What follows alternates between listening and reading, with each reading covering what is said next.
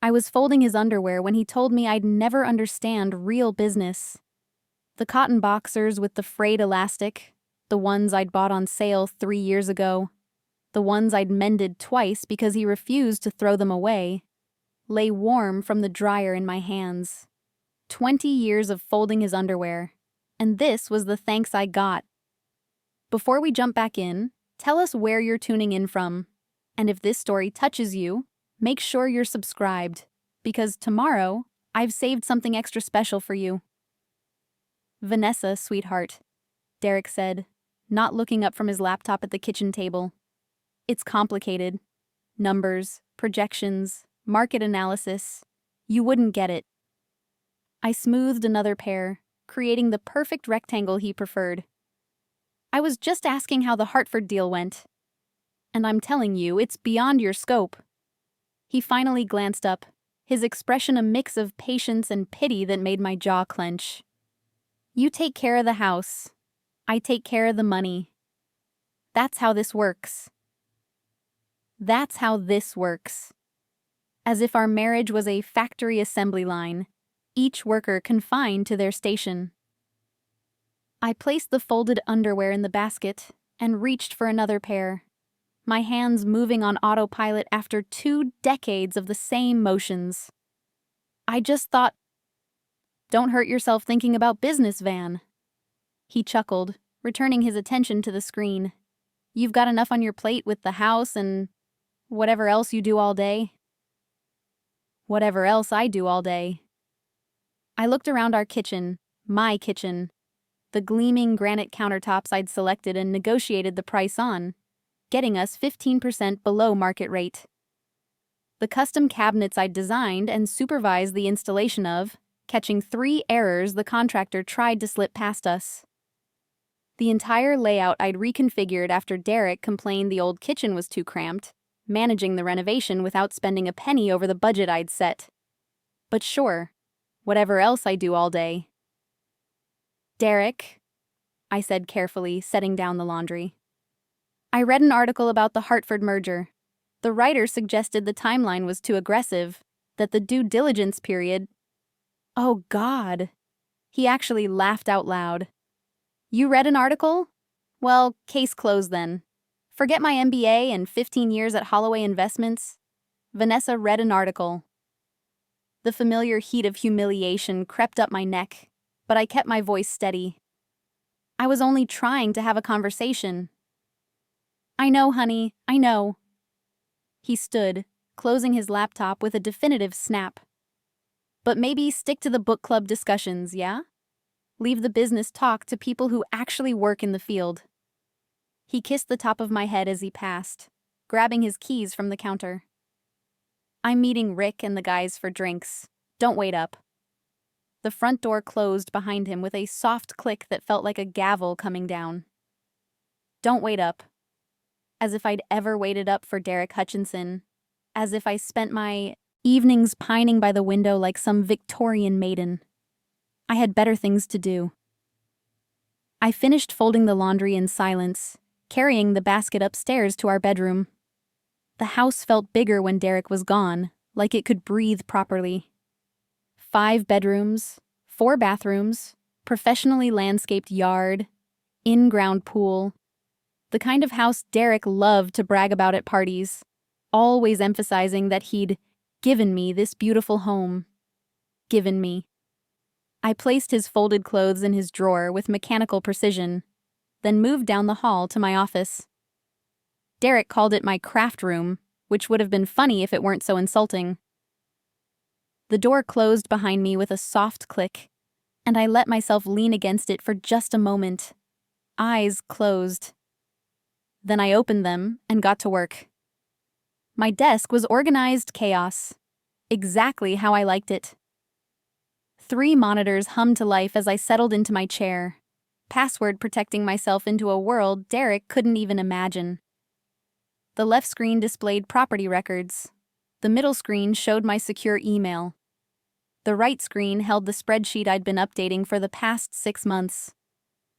20 years ago, when Derek and I got married, I was 23 years old and pregnant with our daughter, Emma.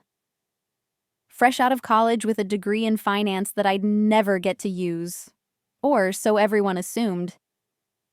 Derek had just landed his entry-level position at Holloway Investments, full of ambition and promises.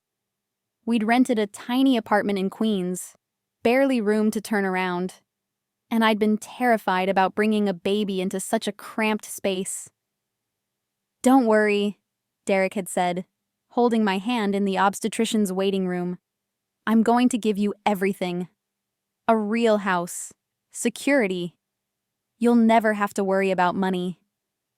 And I'd believed him, wanted to believe him, because I was young and scared, and morning sickness was making it hard to think straight.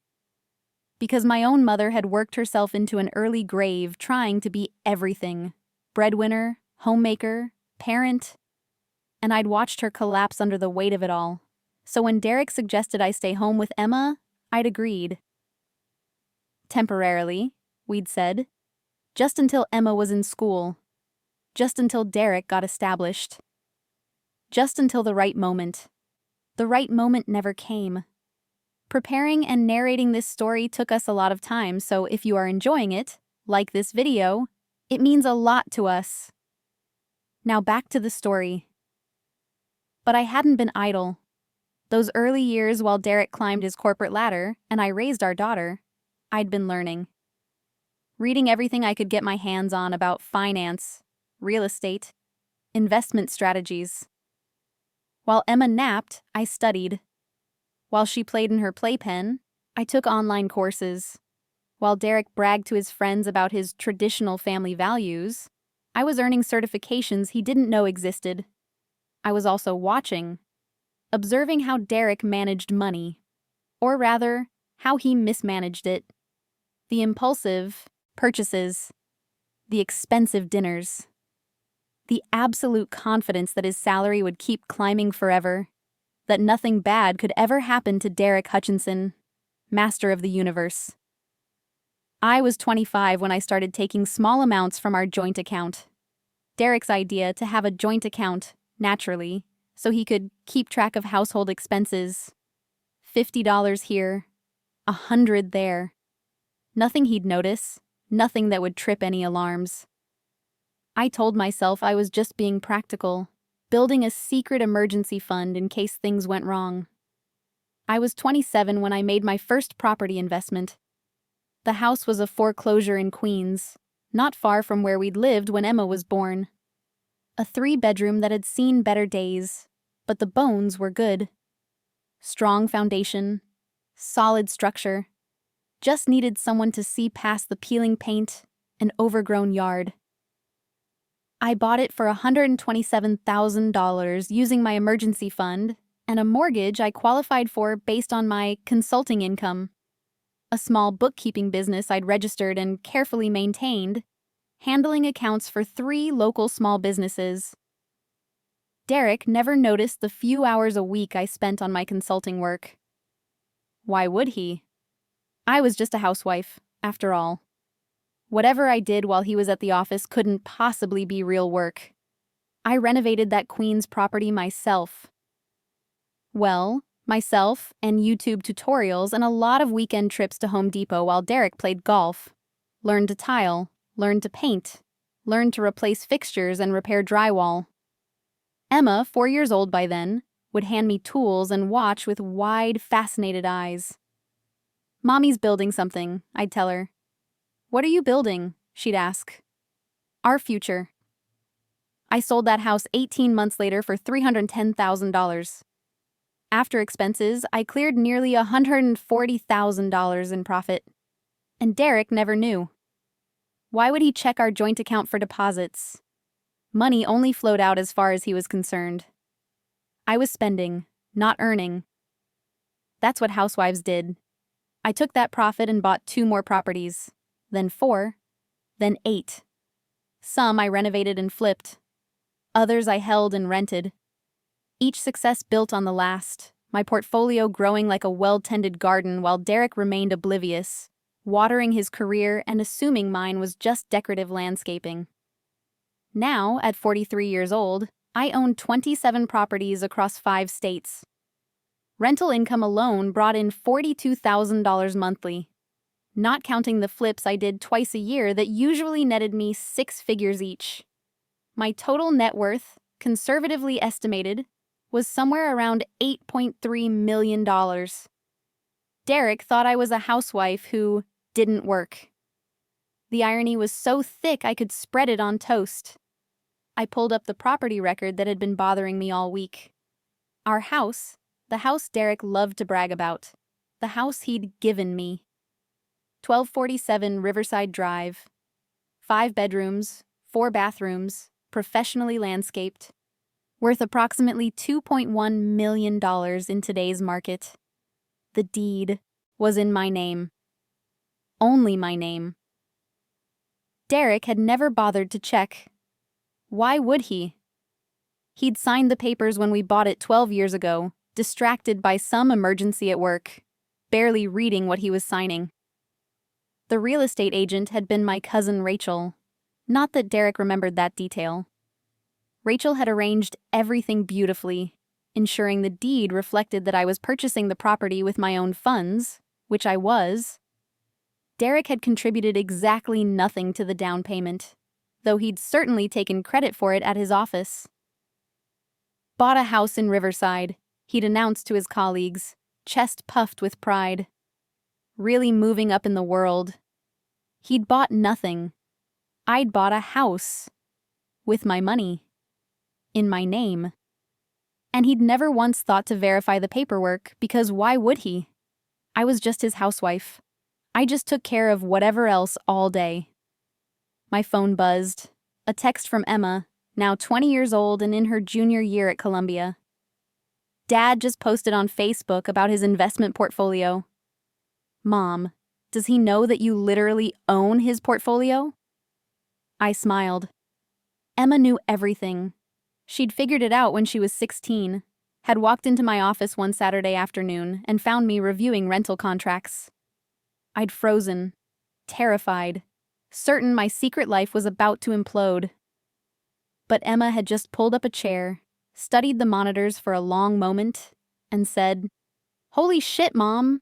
You're like a secret superhero." We'd talked for 3 hours that day. I'd shown her everything. The properties, the business structure, the careful web of LLCs and trusts I'd created to keep everything separate from Derek's world. She'd been furious on my behalf, ready to march downstairs and confront her father immediately. "Not yet," I'd told her. "I need the timing to be right." "When will the timing be right?" she'd demanded. "When I'm ready to stop being invisible." That was 4 years ago. I was ready now. Another text from Emma. BTW. Dad's meeting his lawyer tomorrow about the Hartford deal. Overheard him on the phone. Sounded stressed. I sat back in my chair, fingers steepled under my chin. Derek rarely used lawyers beyond the corporate team at Holloway. If he was bringing in outside counsel, something was wrong. Something big enough that he didn't trust his employer's resources. My email pinged. A message from Gerald Hartman, my own attorney. A detail Derek was also unaware of. Gerald and I had been working together for 5 years, ever since my property portfolio had grown large enough to need serious legal protection. He was discreet, efficient, and had a particular talent for asset protection that had proven invaluable. The subject line read, "Received inquiry regarding 1247 Riverside Drive." My pulse quickened as I opened the message. "Vanessa, hope this finds you well. Interesting development today. I received a call from a lawyer named Philip Brennan at Morrison & Associates. He's representing someone trying to establish a property claim related to your Riverside Drive residence. Wouldn't give me specifics, but he wanted to verify the ownership records and chain of title. I provided what was necessary, confirmed you are the sole owner, no encumbrances beyond the mortgage which is in your name only." He seemed surprised by this information. Very surprised. "Call me when you can. This might be what we've been preparing for." Gerald. My hands were steady as I reached for my phone, but my heart was racing. Philip Brennan. Morrison and Associates. I pulled up a quick search. Corporate law firm, mid-sized, specializing in business transactions and divorce proceedings. Divorce. The word hung in my mind like a chandelier about to fall. Was Derek actually stupid enough to try divorcing me? After 20 years of marriage, with a daughter in college, assuming he could just… what? Walk away with half of everything? Including a house that wasn't even his? I dialed Gerald's number. He picked up on the second ring. "I figured you'd call quickly," he said without preamble. "You read the email?" "Derek's trying to divorce me." That would be my guess. The lawyer was fishing, trying to figure out the asset situation before filing papers. Standard practice. I heard Gerald's chair creak as he shifted position. But here's what makes this entertaining, Vanessa. He thought the house was jointly owned. Or possibly in Derek's name. The look on his face, well, I couldn't see his face, but I could hear it in his voice when I confirmed you're the sole owner. He asked me to repeat myself 3 times. How much does he know about my other properties? Nothing. The LLCs are structured specifically to maintain privacy. Unless Derek has documentation proving his contribution to your business ventures, which he doesn't, because he has no idea they exist, he has no claim to them. Gerald paused. Vanessa, if Derek is moving toward divorce, we need to act fast. Get ahead of this. File first if possible. No. The word came out harder than I intended. Not yet. But I want him to file. I want him to walk into that courtroom absolutely confident that he's about to take half of everything his housewife has. I want his lawyer to present their case, lay out their demands, make their arguments about equitable distribution. I was standing now, pacing in front of my monitors.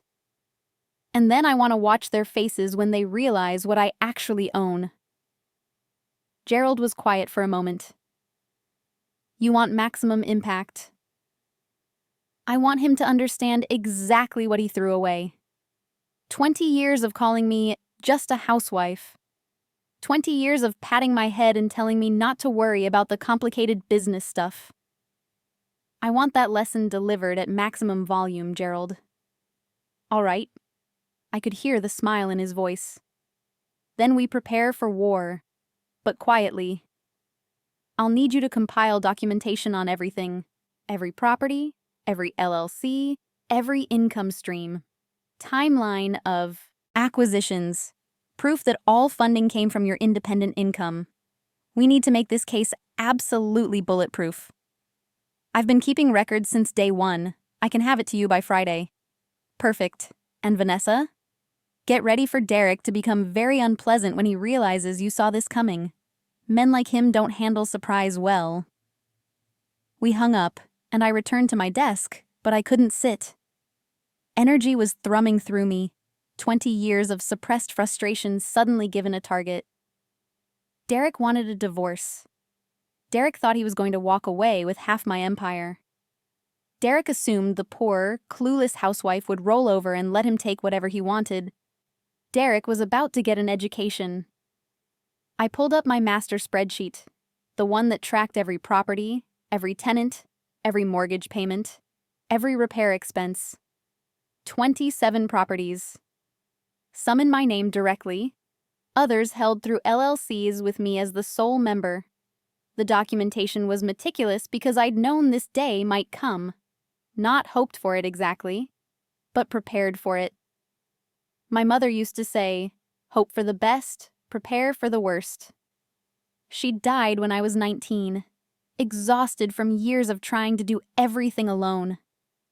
I'd sworn at her funeral that I would never let myself become dependent on anyone, that I'd always have my own resources, my own security, my own escape route. Even when I'd loved Derek, and I had loved him once, truly, I'd kept that promise to myself. Kept it so well that he'd never noticed the lifeboat I was building while he sailed along, assuming I was just decorative cargo. The front door opened downstairs. Derek was home earlier than expected. I could hear him fumbling with his keys, muttering to himself. Drunk, probably. The guy's night-out routine had become more frequent lately, which made sense now. Liquid courage for what he was planning. I saved my work and locked my screens, listening to Derek's heavy footsteps on the stairs. He passed my office without pausing. He never came in here anymore. Hadn't in years. Why would he? It was just my craft room, my little hobby space. Nothing important happened here. I waited until I heard our bedroom door close, then pulled out my phone and started a new document. Evidence. Timeline. Everything I could remember from the past year that suddenly made sense through this new lens. 3 months ago, Derek had asked about our credit cards, wanted to consolidate them. I'd refused, saying I liked keeping track of different expenses separately. He'd been annoyed, but hadn't pushed. 6 weeks ago, Derek had suggested we refinance the house, take advantage of better rates. I'd told him our current rate was excellent, and we didn't need to. He'd dropped it after one more try. 2 weeks ago, Derek had asked if I'd ever considered going back to work. For your self-esteem, he'd said. Give you something meaningful to do. I'd laughed it off, said I was happy as I was. But now I wondered, was he trying to establish that I had employable skills? Build a case that I didn't need spousal support? Last week, Derek had invited his brother Thomas over for dinner. Thomas was a CPA. They'd spent the entire evening talking about financial planning and asset protection. I'd served pot roast and nodded along, playing the dutiful housewife, while they'd discussed strategies for protecting wealth in uncertain times. They'd been planning this for months, probably, making their moves, setting their traps, absolutely confident that I was too stupid to notice, too focused on my cookbooks and vacuum cleaner to see the big picture. I added each memory to my document, timestamping them, cross-referencing them with emails and calendar entries. Gerald would want this. The court would want this. And most importantly, Derek's lawyer would choke on this when we presented it as evidence that Derek had been planning this divorce while lying to his wife's face. A new text from Emma. Dad just called me. Asked if I'd be okay if he and you needed some space. I played dumb. Said you guys seemed fine to me. He got super weird and changed the subject. Mom, I can come home this weekend if you need me. I typed back, no need, honey. I've got this. But I love you for offering. Just keep playing dumb around your father for now. The less he suspects, the better.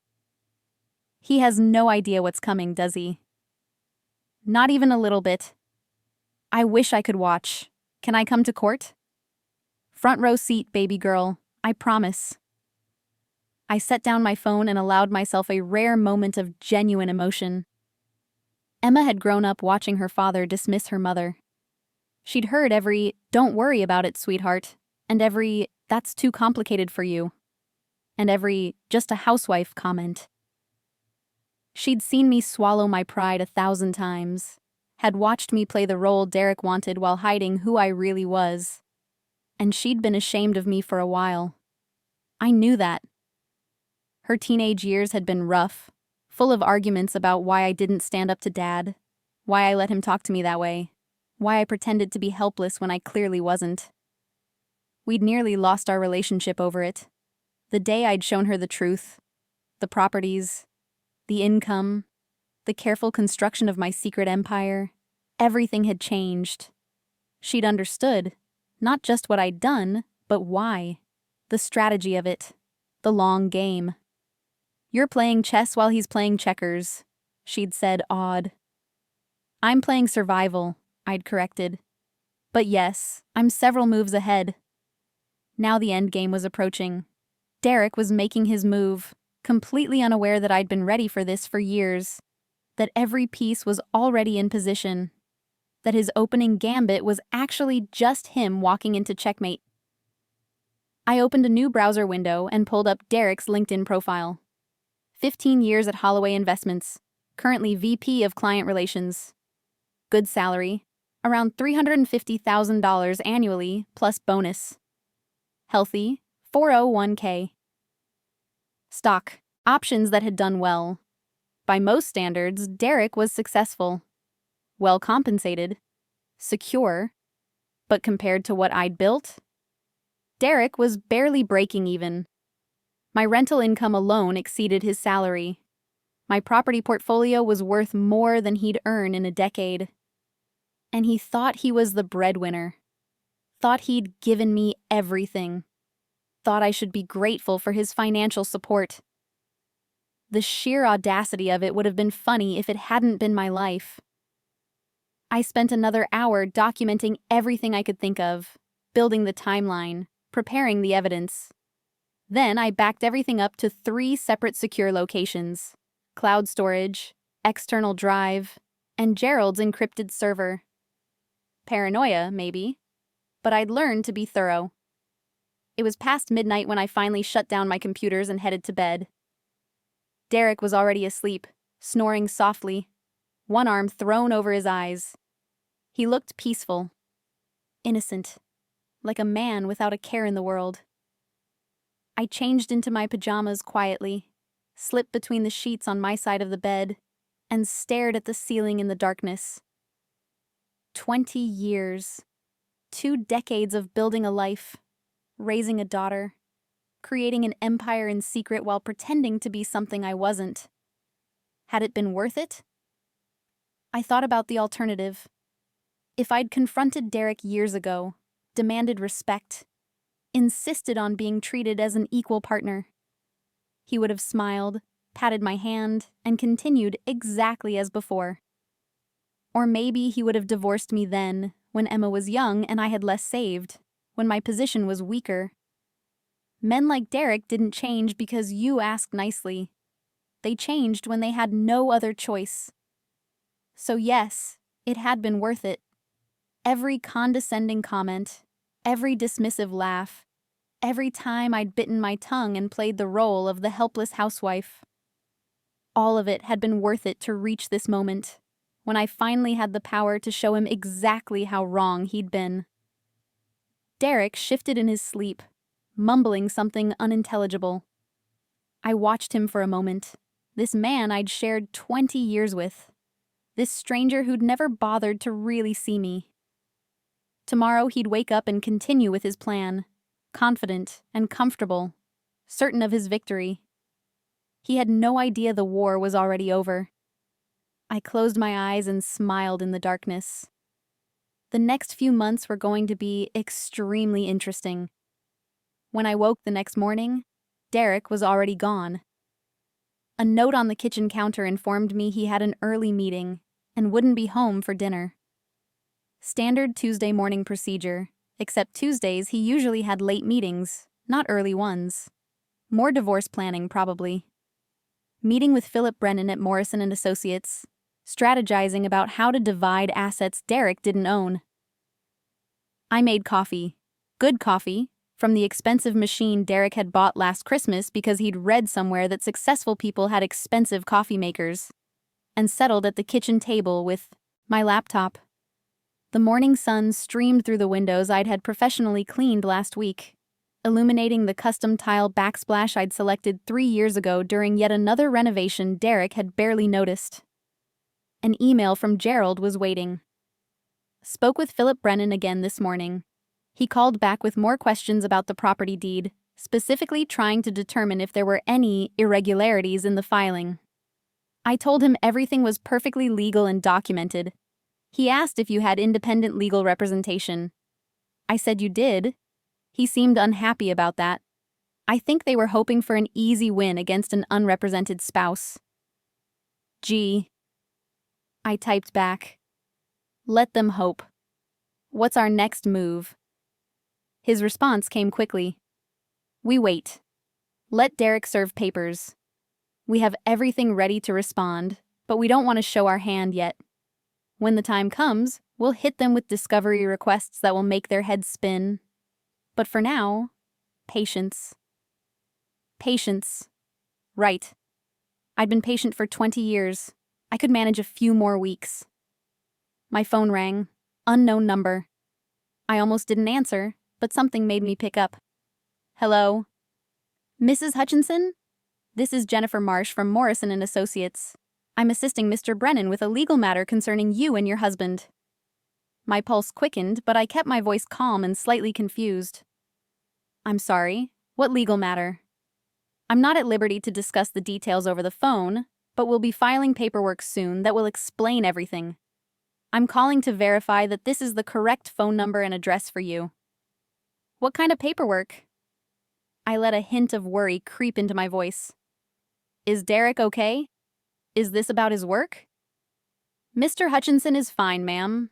This is a personal legal matter. You'll receive official documentation within the week. I don't understand. Can I talk to Derek about this? That's entirely up to you, Mrs. Hutchinson.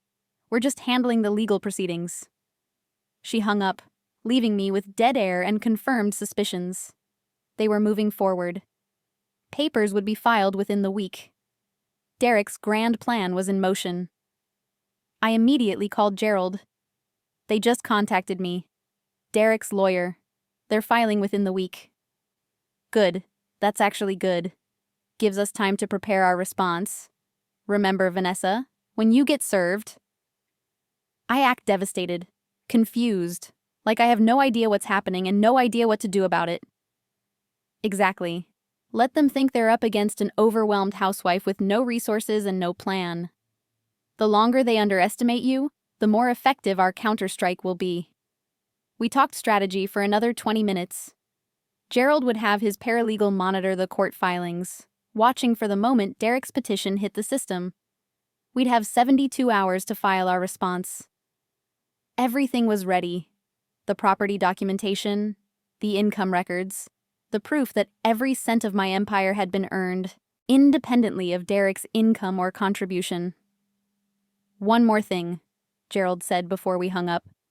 You should probably prepare yourself emotionally for how ugly this might get.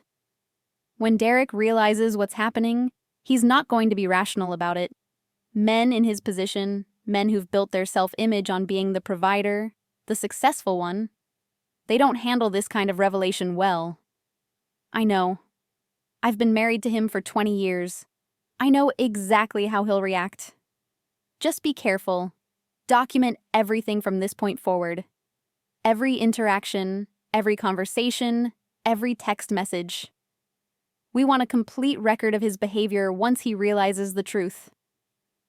After we hung up, I sat at my kitchen table, my kitchen, in my house, paid for with my money, and let myself feel the weight of what was coming. The confrontation, the court battle, the inevitable explosion when Derek's world turned inside out. Part of me felt guilty. The part that remembered the young man who'd held my hand in the doctor's office 20 years ago, promising to take care of everything. But that man was gone, if he'd ever really existed, replaced by someone who saw me as decoration, as staff, as something less than human. Someone who was willing to discard me the moment I stopped being convenient. I hadn't caused this. I'd only prepared for it. My phone buzzed with a text from an unknown number. Stop calling my husband's office. This is harassment. Melissa. I stared at the message, genuinely confused for a moment. Then it clicked. Melissa. Derek had mentioned her a few times, his new assistant at Holloway, hired about 8 months ago. I'd never called Derek's office in my life, barely even called his personal cell during work hours, which meant Melissa was the real reason for the divorce. Of course there was another woman. Because Derek wasn't just trying to leave me. He was trying to leave me for someone else. Someone younger, probably. Someone who looked at him with admiration instead of barely concealed exhaustion. Someone who didn't know him well enough yet to see through the performance. I almost laughed. This was so perfectly predictable it was like Derek was following a script. Midlife crisis? Check. Younger woman at work? Check. Believing he could easily dispose of his longtime wife and start fresh? Check. The only surprise was that he'd taken this long to get here.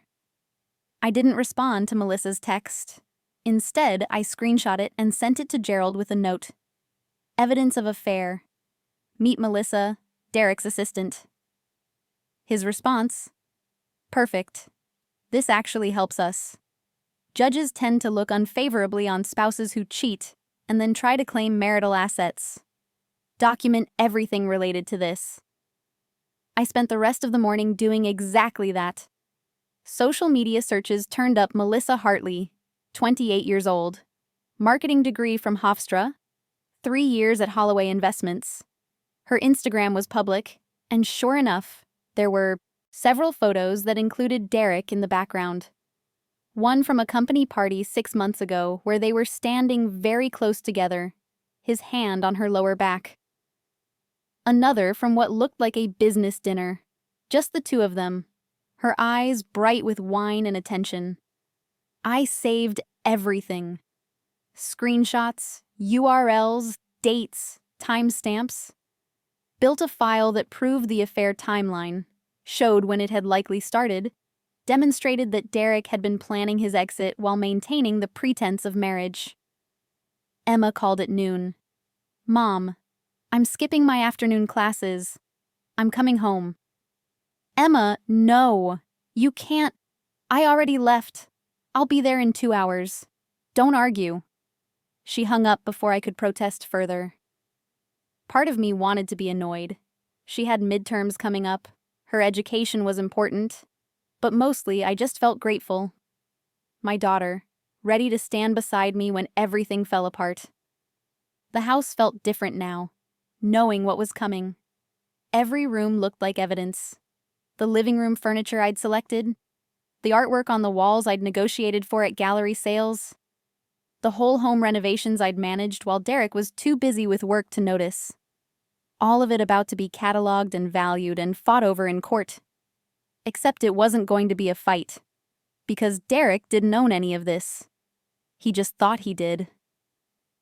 I made lunch mechanically, my mind running through scenarios. Best case, Derek's lawyer discovers the truth quickly, advises him to settle quietly, and we arrange an uncontested divorce where he leaves with what's actually his and nothing more. Worst case, Derek refuses to believe the evidence, drags this out for months, tries to claim that my business somehow used marital resources even though it didn't. Most likely case, somewhere in the middle, shock, denial, anger, bargaining. The whole grief cycle compressed into legal proceedings and courtroom drama. I was ready for all of it. Emma arrived at 2:30, bursting through the door with the energy of righteous fury. She'd inherited my dark hair and Derek's height, making her a striking figure when she was angry. Which she clearly was. Where is he? She demanded. At work, probably planning how to serve me divorce papers. That absolute... She caught herself, took a breath. Okay. What's the plan? I filled her in on everything.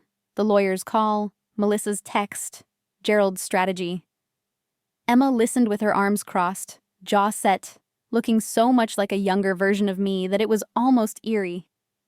So we just wait, she said when I finished. We let him think he's winning?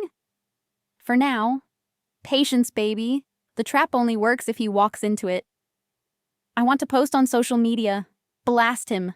Let everyone know what a fraud he is. No. I said it firmly. That's exactly what we don't do. We stay quiet, stay classy, and let the court handle it. When this is over, the truth will be public record anyway. Let that speak for itself. She wasn't happy, but she nodded. Fine, but I'm staying here until this is resolved. I'll do my coursework remotely. Emma. Non-negotiable, Mom. You've been alone in this for 20 years. You're not alone anymore. I felt tears threatening for the first time all day, but I blinked them back.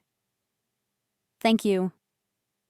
We spent the rest of the afternoon going through my documentation together. Emma's finance classes making her the perfect person to help me organize everything. She asked smart questions, caught a few places where I needed better documentation, helped me build a timeline that was bulletproof. "This is insane," she said at one point, scrolling through my property list. "You built all this while Dad thought you were just, what, watching soap operas? And raising you. Don't discount that part." "Obviously. But Mom." She turned to face me. "Why didn't you just leave? Years ago, when you realized what he was. Why stay?" It was the question I'd asked myself 1,000 times. Because leaving when you're weak means accepting whatever terms the stronger person offers. Leaving when you're strong means dictating the terms yourself. I needed to be strong first. "You were always strong." No, I was always determined. It took time to build the strength. Derek came home at 7 p.m., earlier than usual, which meant he was probably done meeting with his lawyer for the day. He walked in to find Emma and me making dinner together, the picture of domestic normalcy. "Emma!" He seemed genuinely surprised. "What are you doing home?" "Missed you guys. Thought I'd come for a visit." "But it's the middle of the week. Don't you have classes?" "Doing them remotely for a few days. My professors are understanding." He didn't like that answer. I could see it in his face, but he couldn't exactly argue with it. "Well, that's nice. Great to see you, honey." Dinner was awkward. Emma kept giving Derek pointed looks he didn't understand. Derek kept checking his phone. I focused on eating, playing my role of oblivious wife perfectly. "So," Derek said finally, pushing his food around his plate. "Vanessa, we should probably talk about some things. Financial stuff. Planning ahead." "Okay." I kept my voice mild. "What kind of planning?" "Just, making sure we're prepared for whatever comes." "Are you expecting something to come?" He met my eyes for the first time all meal.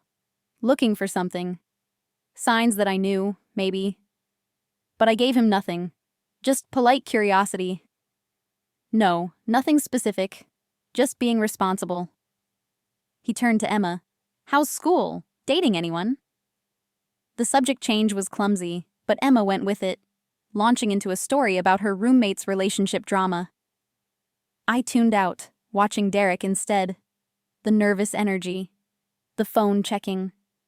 The way he couldn't quite meet my eyes. He knew. On some level, he knew that things were about to explode. But he was too arrogant, too confident in his plan to suspect that I might be ahead of him. After dinner, Derek retreated to the den to watch television. Emma and I cleaned up together, our movements synchronized from years of practice. "He's scared," Emma whispered. "Did you see him? He knows something's wrong. He's about to destroy his marriage. Of course he's on edge." "No, it's more than that. He suspects something." I considered that. Emma was perceptive. She'd always been good at reading people. "Even if he does, there's nothing he can do about it. The papers will be filed soon. After that, everything becomes public record. I really want to punch him. I know, honey, but we don't do that. We do this the right way." Later, after Emma had gone to bed in her old room and Derek was snoring in ours, I stood in my office in the dark, looking out the window at our street.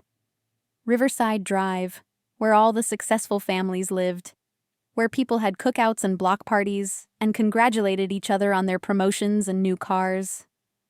Derek loved this neighborhood, loved telling people where we lived, loved the status it conferred.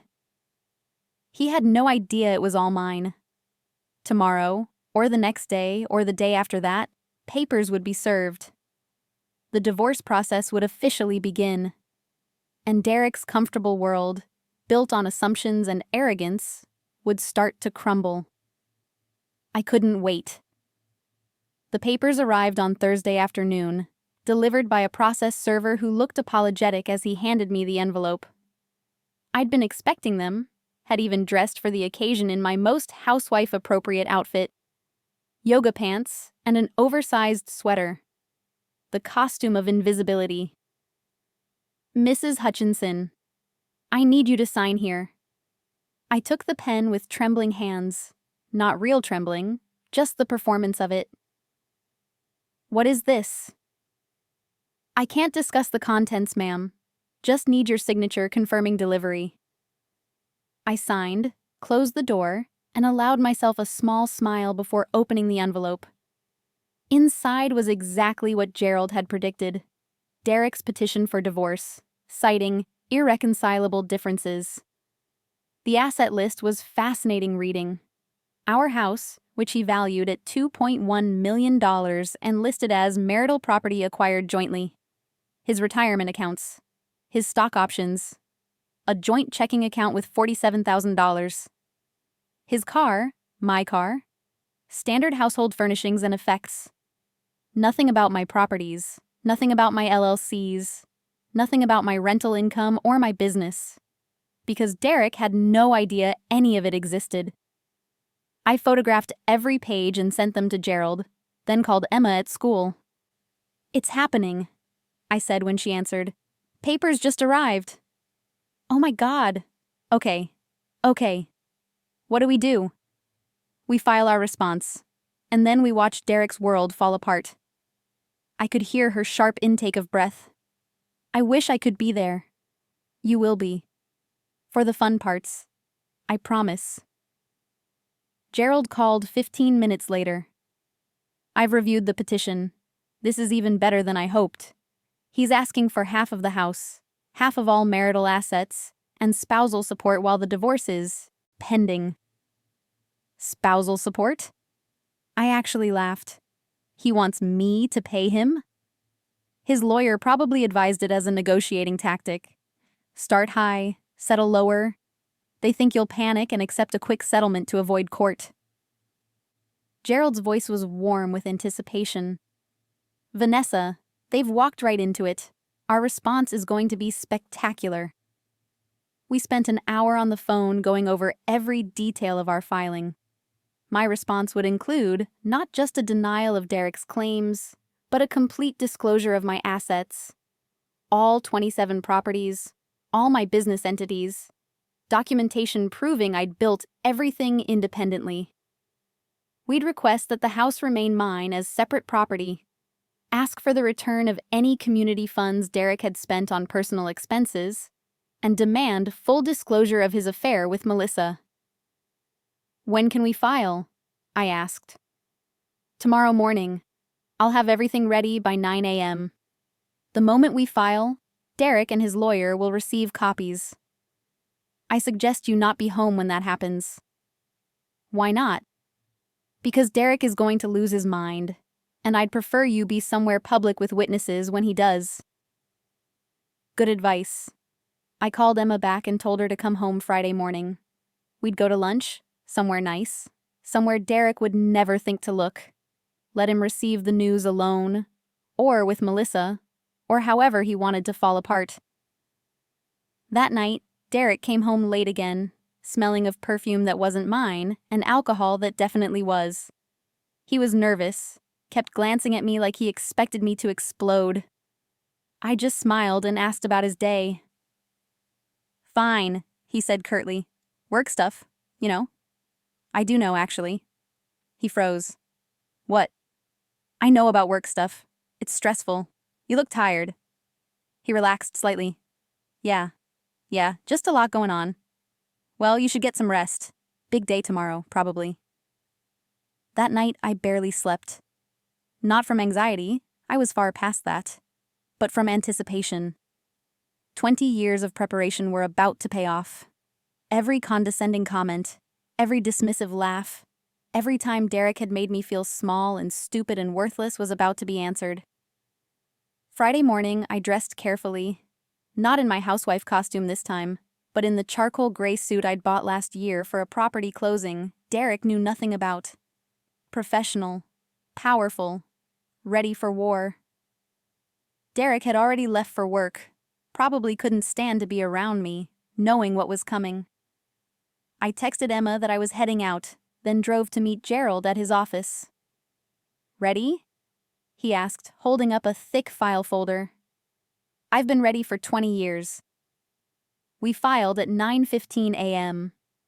The moment the court clerk stamped our response, copies were automatically sent to Morrison and Associates. I imagined Philip Brennan opening his email, seeing the notification, downloading our response, reading the first page, then the second, his face going from confused to shocked to horrified. Gerald and I went to his conference room to wait. He'd advised against being available by phone for the first few hours. Let them scramble, let them try to reach us and fail. Power move. Emma arrived at 10:30, bursting into the conference room with barely contained excitement. Did you file? Is it done?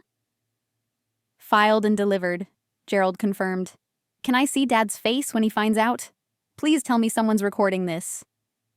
No cameras, but I did have my paralegal call Morrison and Associates at 10 a.m., asking to schedule a call with them for this afternoon.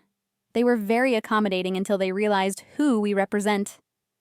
Then suddenly everyone was in meetings and unavailable. We ordered lunch. Gerald's secretary brought in salads and sandwiches and settled in to wait. My phone had been buzzing nonstop since 10 a.m., but I'd silenced it. Derek could wait. Let him experience what it felt like to be ignored, to have someone refuse to engage with him, to be treated as less important than whatever else was happening. At 1 p.m., Gerald's phone rang. He put it on speaker. This is Philip Brennan from Morrison and Associates. I need to speak with Ms. Vanessa Hutchinson immediately. I'm afraid Mrs. Hutchinson is unavailable at the moment, Gerald said smoothly. But I'm her attorney, and I'm fully authorized to discuss any matters related to the divorce proceedings. What the hell is this response? These property claims? This has to be a mistake. I assure you everything in our filing is completely accurate and documented. You're claiming Mrs. Hutchinson owns 27 properties, worth over $8 million? That's insane! She's a housewife. She doesn't work. Gerald's smile was vicious. Mr. Brennan, I suggest you review the documentation we've provided. Every property acquisition is dated and sourced. Every mortgage is in Mrs. Hutchinson's name. Every LLC is registered to her. Your client's misunderstanding of his wife's employment status doesn't change the facts. This is fraud. It has to be. There's no way. Are you accusing my client of fraud? Because that's a serious allegation, and I'd be happy to pursue defamation charges if you'd like to put that in writing. Silence on the other end. Then, I need to speak with my client. I'm sure you do. We're available to discuss settlement terms whenever you're ready, but I should mention that we're also prepared to litigate this fully, including subpoenaing records related to Mr. Hutchinson's affair with his assistant, his use of marital funds for personal entertainment, and his attempts to hide assets in advance of filing. His attempts to hide assets? He hasn't hidden anything. Then I'm sure you can explain why he asked his wife about refinancing their home 6 weeks before filing for divorce, and why he suggested she seek employment shortly after, and why he invited his CPA brother over to discuss asset protection in Mrs. Hutchinson's presence. We have documentation of all of it. Another long silence. We'll be in touch. The line went dead. Emma was practically bouncing in her seat. Oh my God, that was amazing! Did you hear him? She's a housewife. Like that means I can't own property. It's a common assumption, Gerald said, closing his phone, and one that usually works in divorce court. Men often do hide assets from non-working spouses who they assume won't understand financial documents. The problem is, Derek assumed wrong. My phone was vibrating again. This time I looked. 43 missed calls from Derek, 27 text messages, 6 voicemails. I scrolled through the texts, watching the progression from confusion to anger to panic. What the hell is your lawyer talking about? Call me now. Vanessa, this isn't funny. We need to talk. You don't own any properties. What kind of game is this? Call me? Your lawyer is lying. I'm going to sue him for fraud. Please call me. We can work this out. I know you're trying to scare me. It won't work. Vanessa, please. Let's talk about this like adults. I showed the texts to Gerald. He photographed them. Perfect. This shows consciousness of guilt. He's panicking because he knows he's caught. Should I respond? Not yet. Let him spiral for a few more hours. At 3 p.m., my phone rang. An unlisted number.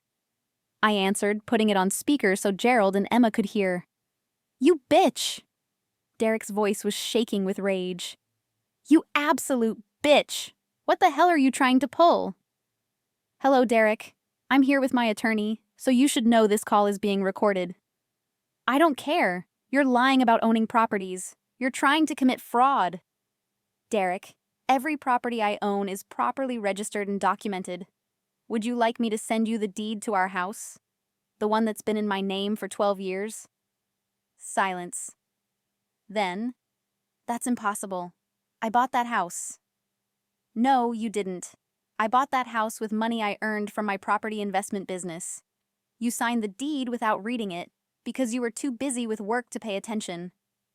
You don't have a property investment business. You're a housewife. There it was. 20 years of dismissal and condescension packed into 4 words. I looked at Emma, who was gripping the edge of the table, her face flushed with anger. Derek, I said calmly, I've owned and operated a real estate investment company for 18 years. I currently own 27 properties across 5 states. My rental income is approximately $42,000 per month. My net worth is approximately $8.3 million. All of this is documented and will be presented in court. That's insane. You're insane. You couldn't possibly. I could. I did. And I accomplished all of it while you spent 20 years telling me I was too stupid to understand business. Vanessa, listen to me. No, Derek. You listen to me for once. You filed for divorce because you wanted to leave me for Melissa. You thought you could take half of everything and walk away. You assumed I was helpless and clueless and dependent on you. You were wrong about all of it. Melissa has nothing to do with this. We have photographs of you together. We have her text messages to me. We have a complete timeline of your affair. So please, continue lying. It's helping my case tremendously. He was breathing hard, nearly hyperventilating. This is a nightmare. This can't be happening. Oh, it's happening. And here's what happens next. You and your lawyer review the documentation we provided. You accept that every word of it is true. And then you agree to a settlement where you take what's actually yours, your retirement account, your car, your personal effects, and nothing else. The house is half mine. The house is 0% yours. I own it. I have the deed. You've contributed nothing to the mortgage, which is also in my name only. You have no claim to it. A judge will look at the evidence and rule accordingly. And Derek? When this goes to court, it becomes public record. Everyone will know. Your colleagues at Holloway, your friends, your family. Everyone will know that your housewife wife secretly built an $8 million empire while you mocked her for not having a job. The line went dead. He'd hung up on me. I looked at Gerald, who was taking notes rapidly. That, he said, was perfect. You were calm, factual, and gave him every opportunity to be reasonable. His response was pure emotion and denial. If this goes to trial, we'll play that recording, and it'll destroy any sympathy the judge might have had for him. Emma was crying, but she was smiling too. Mom, that was incredible. Did you hear him? He couldn't even process it. His brain just broke. 20 years, I said softly. 20 years of him thinking I was nothing. And now he knows the truth. My phone buzzed again. A text from Derek. We need to talk in person, please. I showed it to Gerald. He shook his head. Not yet. Let him sit with this for the weekend. Monday, we'll schedule a mediation session. But right now, he's too emotional. Give him time to accept reality. We left Gerald's office around 5 p.m. Emma wanted to go home, see if Derek was there, watch him squirm. But I convinced her to come to dinner with me instead. A nice restaurant downtown, the kind of place Derek had always said was too expensive for regular meals, not knowing I could buy the entire restaurant if I wanted to.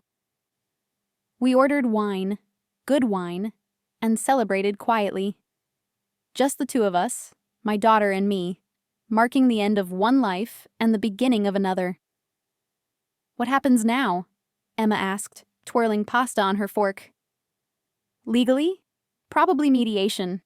Derek's lawyer will advise him to settle quickly and quietly. Fighting this in court would cost him a fortune and accomplish nothing. He'll take his retirement account, we'll divide some minor assets, and he'll walk away. And then I stop pretending. I come out of the shadows. I run my business openly. I make decisions without worrying about Derek's reaction. I sipped my wine. I live my actual life instead of performing someone else's version of it. Are you sad? About the divorce, I mean? I considered the question. I'm sad about the years I wasted on someone who never saw me. But I'm not sad about moving forward. This should have happened a long time ago. Why didn't it? Because I wasn't ready. And because... I paused, searching for the right words. Because part of me hoped he'd eventually see me. Really see me. Recognize what I'd built, respect what I could do. But he never did. And he never would have. Men like Derek only understand power when it hits them in the face. We finished dinner and drove home around 8 p.m. Derek's car was in the driveway, which I'd expected. All the lights were on inside, which was unusual. Derek was typically cheap about electricity, always nagging me to turn off lights. Emma and I walked in together, presenting a united front. Derek was in the living room, surrounded by papers. He looked up as we entered, his face haggard and pale. I've been reviewing the documents, he said quietly. Your lawyer sent everything.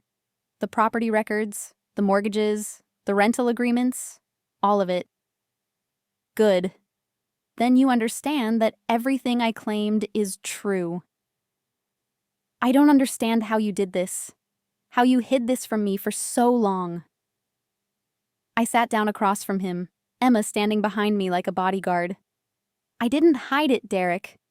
I just never told you. There's a difference. How could you not tell me? I'm your husband. And you spent 20 years telling me I was too stupid to understand business. Why would I share my success with someone who refused to believe I was capable of it? He looked genuinely lost. I never said you were stupid. You said it in 1,000 different ways.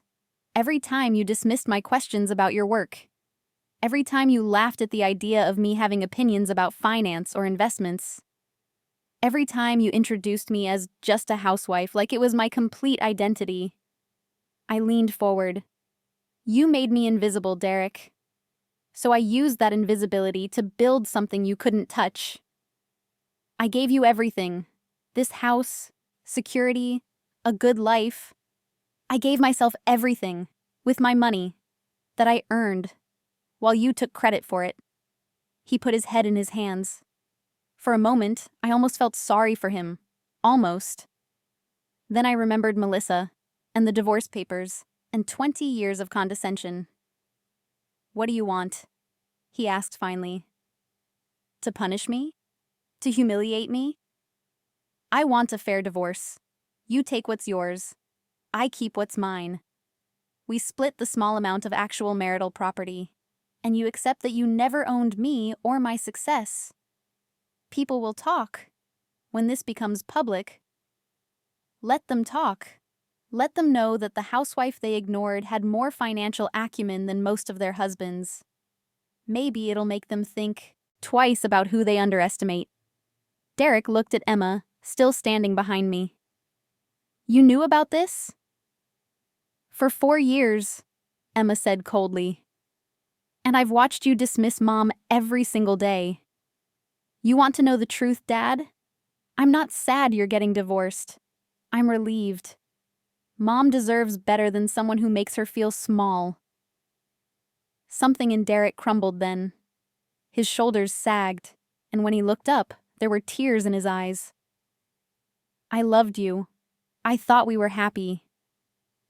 You loved the version of me you created, I said. The helpless housewife who needed you.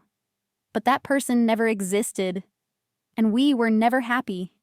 You were comfortable, and I was playing a role. Neither of those things is happiness. He nodded slowly. Your lawyer mentioned settlement. What are the terms? You keep your retirement account, your car, your personal possessions, and half of our joint checking account. I keep the house, my properties, my business, and my assets. We sell the furniture if you want. Split that money. Everything else stays with whoever currently has it. That's it? After 20 years of marriage? Derek, you contributed nothing to my business. You can't claim assets you didn't help build. It's that simple. What about spousal support? I almost laughed. You make $350,000 a year. You'll be fine. But you make more than that every month. From my business, that I built, without your help or knowledge. You're not entitled to it just because we were married. He sat with that for a long moment. I could see him processing, calculating, realizing that there was no angle here, no way to win. The evidence was too complete. The law was too clear. I'll talk to my lawyer on Monday, he said finally. We'll work something out. Good. The faster we settle, the faster we can both move on. He stood, picking up some of the papers. I'm staying at a hotel tonight. I need space to think. That's fine. Take whatever you need from the bedroom. He left without another word, and Emma and I listened to him moving around upstairs, packing a bag. The front door closed 20 minutes later. Emma sat down next to me. Is it always going to feel this weird? Probably, for a while. But it'll get better. Do you think he'll actually settle? Or will he drag this out? He'll settle. Philip Brennan is a smart lawyer. He knows they have no case. Fighting would cost Derek hundreds of thousands in legal fees to accomplish nothing. He'll advise settlement, and Derek will take it. I was right.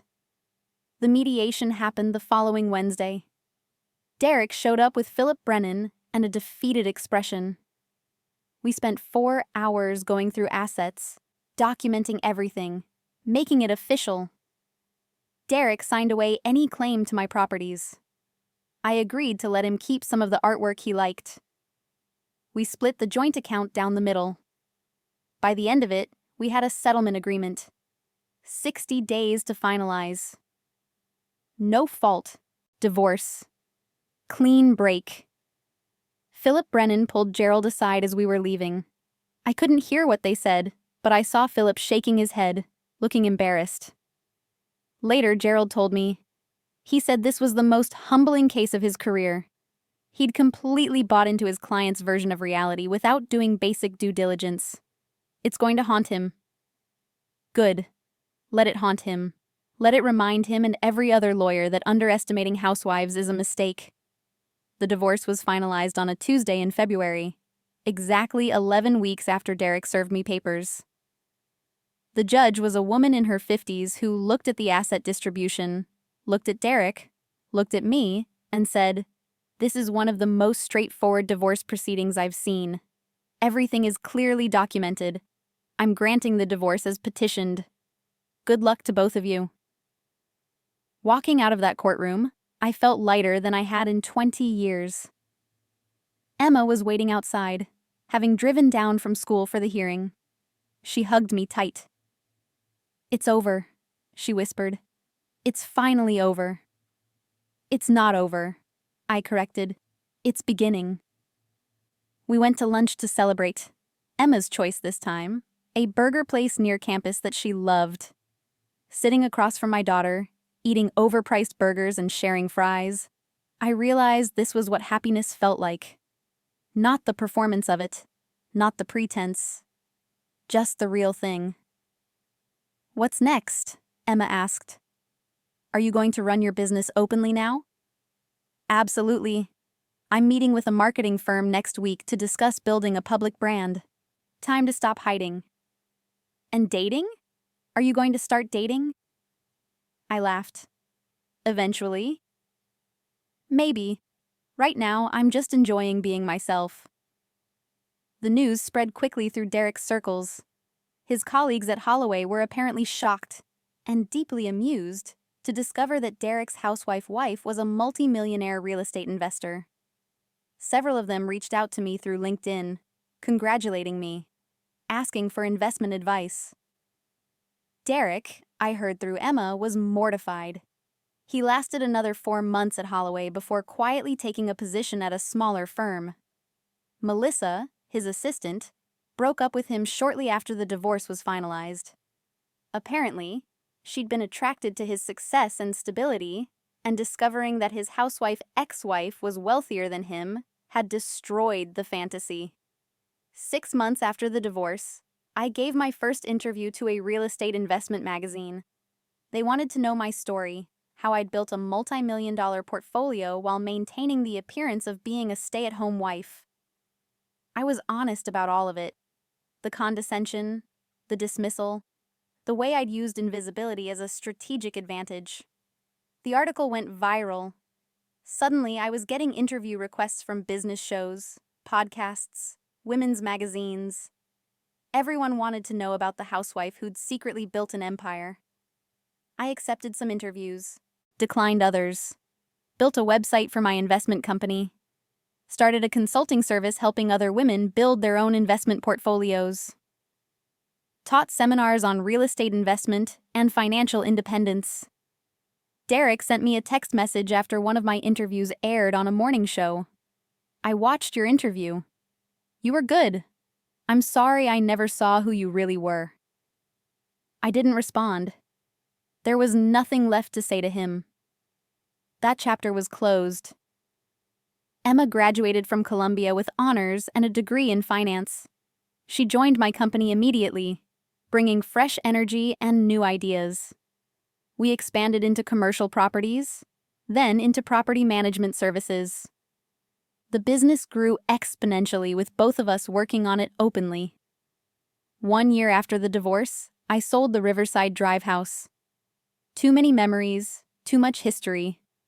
I bought a penthouse downtown instead, all glass and light and open space. Emma helped me decorate it, and we threw a housewarming party for our new friends and business associates. Standing on my balcony that night, looking out over the city lights, I thought about the woman I'd been. The one who'd folded underwear and bitten her tongue and played small for 20 years. That woman had been necessary. She'd given me the space and time to build something real. But I was glad she was gone. I wasn't just a housewife. I'd never been just a housewife. I was a businesswoman, an investor, a strategist, a mother, a success. And now, finally, everyone knew it. Derek had spent 20 years calling me just a housewife. His lawyer had discovered housewives could own deeds, but what they'd both learned, the hard way, was something more important. Never underestimate the woman you dismiss. She might be building an empire while you're not paying attention. And when you finally notice, it'll already be too late. The end. Up next, you've got 2 more standout stories right on your screen. If this one hit the mark, you won't want to pass these up. Just click and check them out. And don't forget to like, subscribe, and turn on the notification bell so you don't miss any upload from us.